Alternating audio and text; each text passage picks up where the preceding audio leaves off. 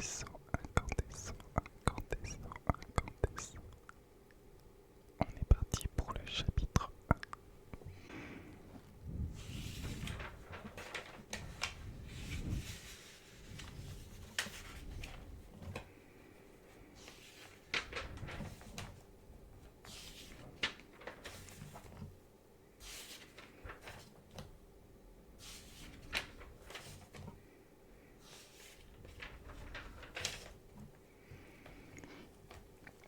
Ici, madame, vous êtes sûre? La proue effilée de la barque vint heurter les marges de pierre au bord du canal, et je songeais que j'aurais mieux fait de m'y rendre à pied, ou de louer une embarcation plutôt que d'utiliser la mienne. Mon batelier se ferait forcément un devoir de reporter à la Contessa que sa fille avait débarqué dans un coin malfamé des Suifs. Le quartier le plus pauvre de la ville de Ravera. Mais le temps que ma mère l'apprenne, j'aurai déjà récupéré le livre. Oui, ici, je vous remercie. Le batelier stabilisa la barque sans plus de commentaires, mais son visage perplexe exprimait ses doutes. J'avais revêtu le manteau et les chaussures d'un gentilhomme de province afin d'éviter de trop dénoter dans ce quartier miséreux, et je descendis de la barque en me réjouissant de n'avoir pas à craindre de souiller le bas de ma robe dans l'eau boueuse. Des détritus dansaient à la surface du canal, et l'odeur puissante du sel n'était pas la seule à flotter dans l'air. Voulez-vous que je vous attende, madame? Non, ce ne sera pas nécessaire. Moins ma mère en saurait, mieux ce serait. Elle ne m'avait pas explicitement interdit de me rendre chez ce prêteur sur gage qui affirmait détenir une copie des principes de l'artifice de Muscati, mais elle avait clairement exprimé ce qu'elle pensait de ce genre d'excursion. Et nul ne désobéissait impunément à la Contessa Lysandra Cornaro. Sa parole détenait une force qui s'imposait à toute la cité, résonnait dans tous les jardins clos, sur toutes les places publiques de Ravera. Mais il s'agissait d'un Muscati. Seules 12 copies de ses ouvrages étaient connues. Si le prêteur sur gage disait vrai, il s'agirait de la 13e. Alors que j'ai déambulé le long du canal, les avertissements de ma mère me parurent absurdes. Les façades chauffées par le soleil luisaient au-dessus des eaux vertes où s'alignaient les bateaux arrimés à la berge.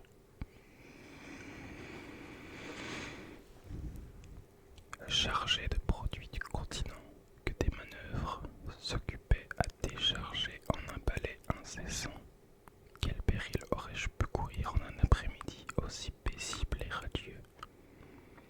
Toutefois, quand mon chemin s'écarta du canal pour s'enfoncer dans la pénombre d'un passage couvert qui traversait un immeuble, j'hésitai un instant.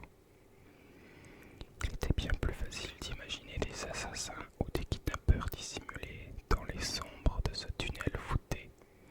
Je n'avais que 18 ans, et en étant qu'héritière désignée de ma mère, j'avais déjà eu plusieurs fois à affronter l'une ou l'autre menace. Le livre, me rappelai-je moi-même. Pense au livre. Je traversai le boyau en débouché dans une venelle si étroite que les rayons du soleil n'en atteignaient pas le fond. Je poursuivis mon chemin en longeant les façades de briques des immeubles vétustes aux volets brisés. Les rares personnes que je croisais me jugèrent du regard avec méfiance. Je trouvai enfin la boutique du prêteur sur gage et pénétrai avec soulagement dans un capharnaüm où s'amoncelaient des trésors poussiéreux, diverses pièces de mobilier encombraient les chopes. Des bijoux et des bibelots en verre soufflés scintillaient sur les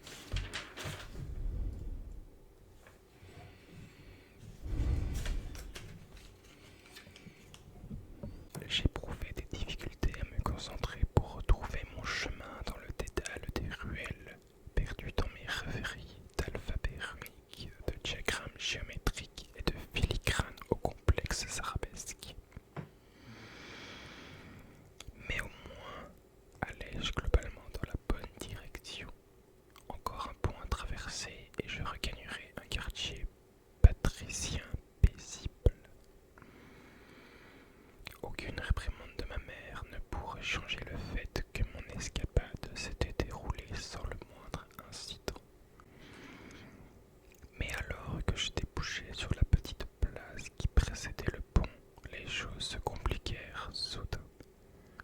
Ainsi que cela arrivait souvent à Ravera, un groupe se tenait là, figé, dans une tension annonciatrice de violence. 3 hommes robustes formaient un arc de cercle menaçant autour d'une jeune fille maigrelette aux lourdes boucles brunes. Elle leur faisait face dans une attitude hautaine de défi, aussi droite qu'un poteau planté dans la vase. Je m'arrêtai et serrai ma sacoche contre moi. La tranche du livre de Muscati s'enfonça dans mes côtes. C'est ta dernière chance, lança une des brutes, qui s'avança vers la fille en levant des poings aussi gros que des boulets de canon. Viens gentiment qu'on te ramène à ton maître, ou on te brise les jambes et on te traîne jusqu'à lui dans un sac.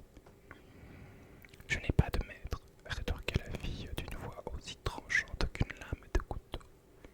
Et tu peux dire à Ortiz de prendre son contrat de servitude et de se le fourrer là où je pense. Il n'avait pas encore remarqué ma présence. Je pouvais contourner la place pour rejoindre le prochain pont et rapporter mon livre à la maison en toute sécurité. Je reculai d'un pas et regardai alentour, à la recherche de quelqu'un susceptible d'intervenir, un officier de guet, un soldat, n'importe qui sauf moi.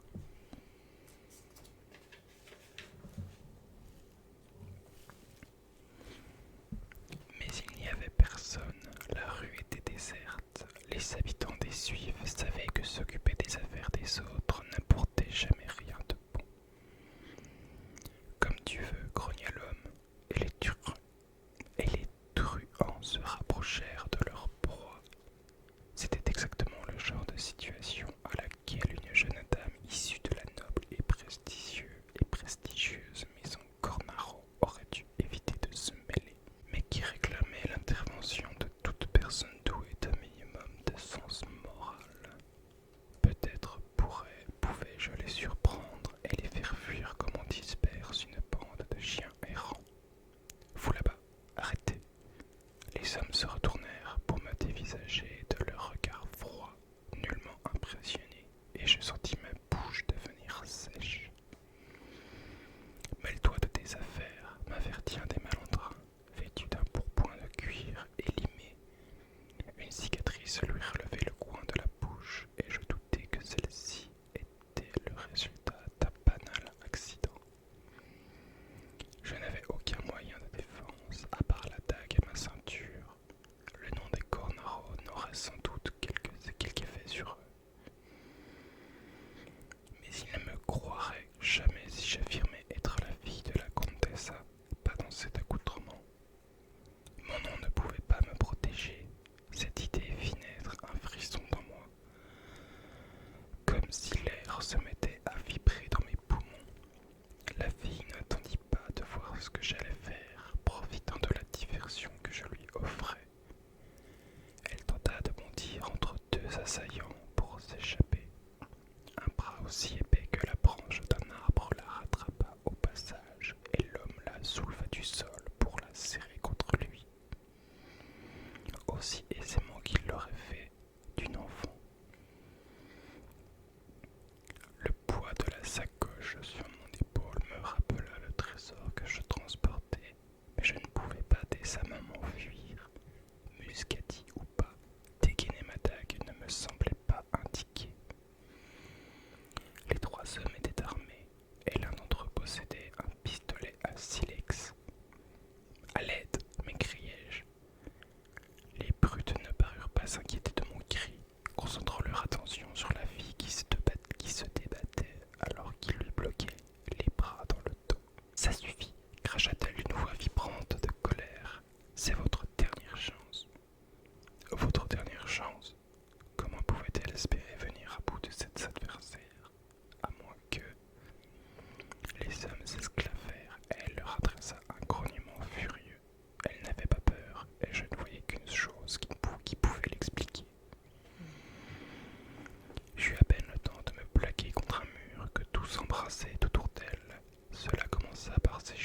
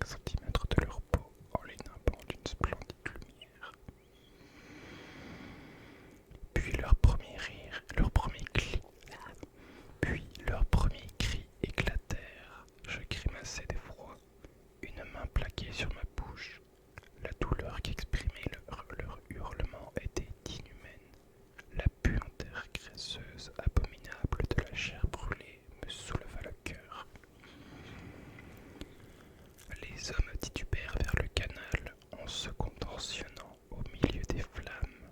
Je levai le bras devant mon visage pour me protéger de la chaleur et masquer cette vision d'horreur. Le bruit sourd du corps tombant dans l'eau vint étouffer leurs cris. Et dans le silence soudain revenu, je baissai le bras pour regarder de nouveau. Le feu s'élevait désormais au-dessus des épaules de la fille. Une colère pure et impitoyable embellissait ses traits. Ce n'était pas le visage d'une femme qui en avait terminé. Oh, par les enfers! Elle ouvrit les bras d'un geste triomphant, et les flammes jaillirent du canal lui-même.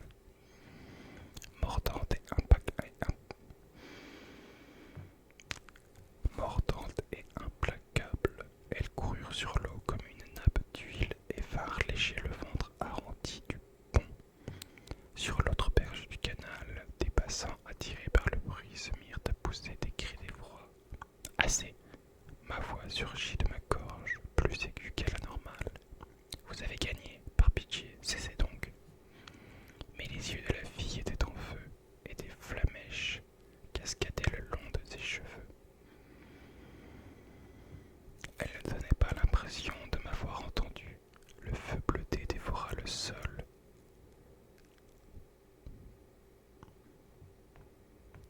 Le feu bleuté dévora le sol de pierre à ses pieds. Insatiable, il s'étendit autour d'elle, se propageant sur les pavés aussi facilement qu'il l'aurait fait sur une prairie d'herbe haute. Je finis par comprendre de quoi il s'agissait. La légendaire Malfeu. J'en avais lu une description dans le livre d'Orsène, La chute des Selentis. Que la grâce de la miséricorde nous vienne en aide.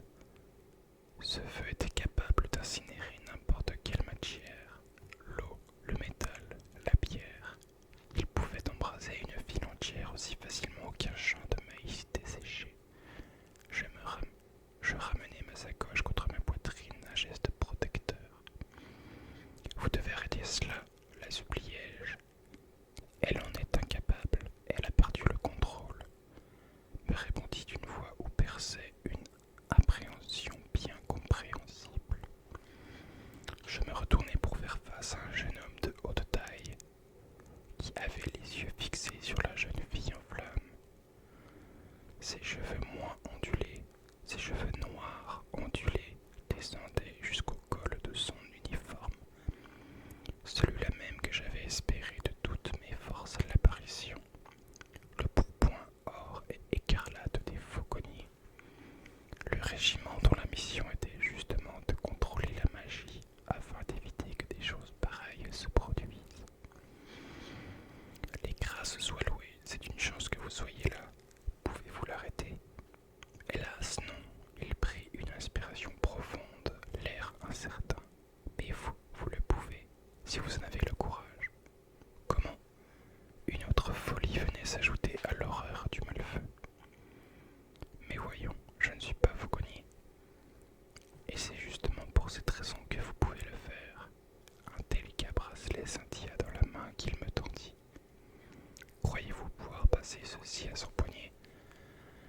Le bracelet était constitué d'un entrelac complexe de fils d'or et de perles écarlates, conçu pour se serrer quand on tirait sur ses extrémités. Je reconnus la forme du motif d'après une gravure d'un de mes livres. Il s'agissait d'un jet de fauconnier. On l'appelait ainsi en référence aux courtes lanières utilisées en fauconnerie pour retenir les rapaces. Ce bracelet avait le pouvoir de réfréner la magie. Mais elle est en feu, objectai-je. Je le sais bien, je n'ai pas dit que cela ne présentait aucun danger. Ses yeux verts intenses se voilèrent. Je ne peux pas le faire moi-même, je suis déjà lié à une autre. Je ne vous le demanderai pas s'il ne s'agisse pas d'une situation critique. Plus le Malfeu consume de vie, plus il s'étend. Il pourra dévorer Ravera tout entière. J'hésitais, le jet pendait au bout de ses doigts. Je comprends, dit-il, je n'aurais jamais dû.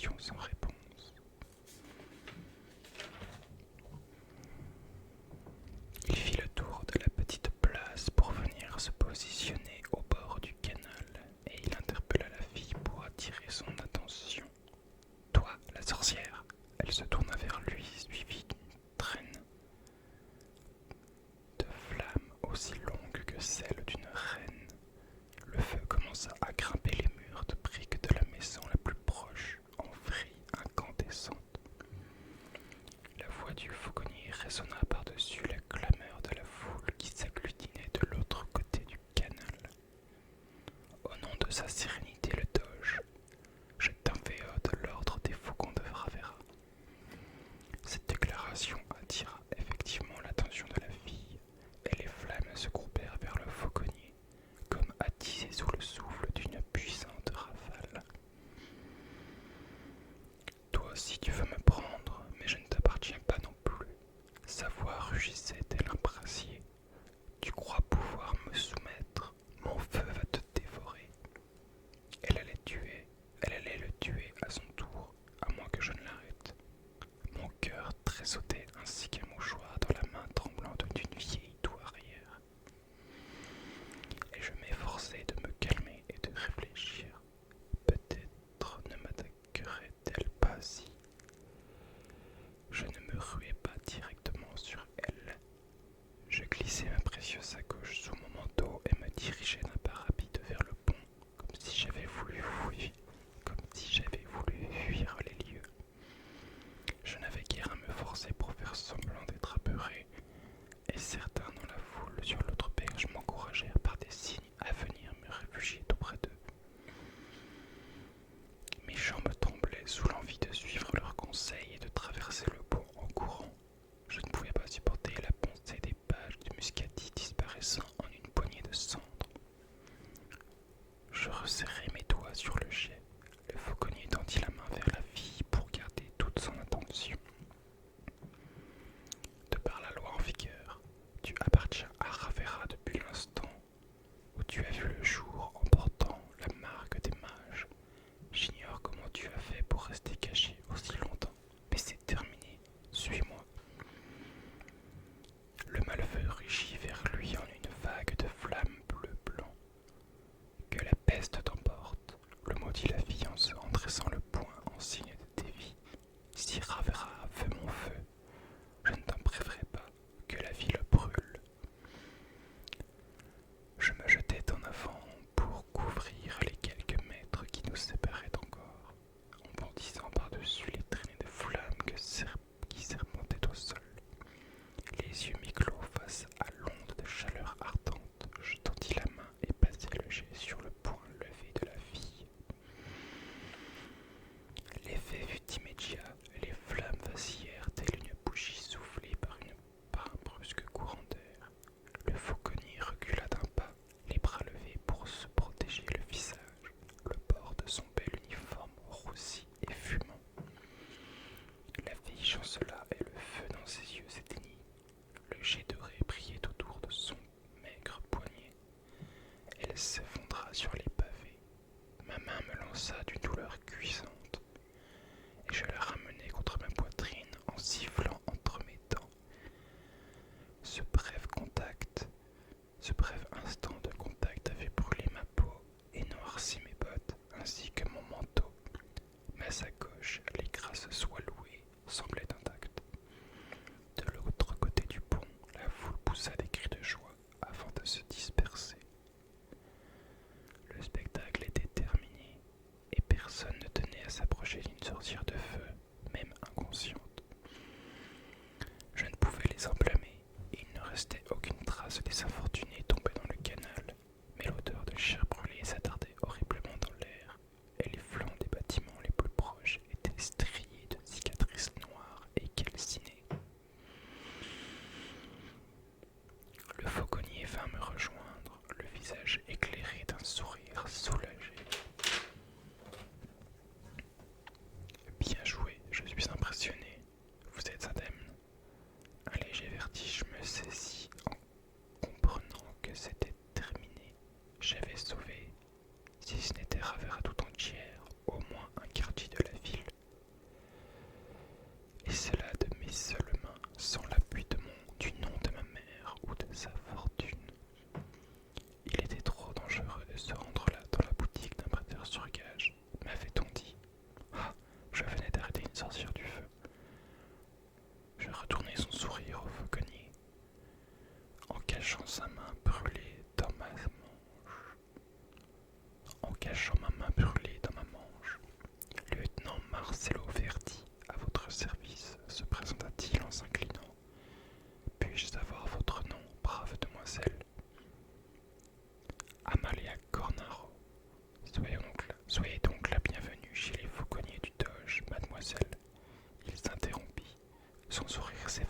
son visage à la peau